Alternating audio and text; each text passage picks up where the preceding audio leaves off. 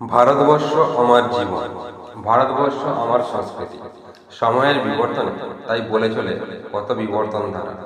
তাই তো বলি, ভারতবর্ষের প্রত্যেক রাজ্যসমূহের সংমিশ্রণ দাও, ঐক্য দাও, সাহিত্য দাও, তাহলেই নতুন পৃথিবী গঠিত হইবে নতুন সভ্যতায়। হিন্দি ভাষা বাংলা ভাষার গল্পথায় সংস্কৃতির পরিবর্তন রয়। কত ভাবনার মধ্য দিয়ে কত মানুষ এগিয়ে গেছে।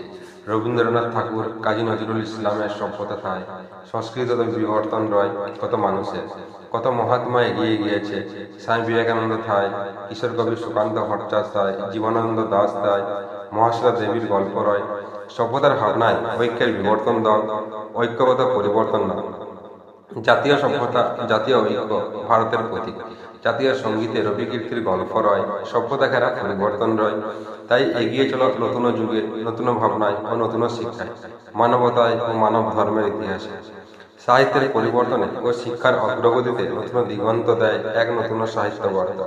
সভ্যতা দাও, ভারতীয় পরিবর্তন দাও, ভারতের ঐতিহ্য দাও। হিন্দি ভাষায় বঙ্গ ও বাংলা ভাষার গল্প রয়, বঙ্গীয় সংস্কৃতির গল্প তারই এক রূপান্তরিত মাত্রা। সাহিত্যের শিক্ষায়, গল্পে ও ইতিহাসে।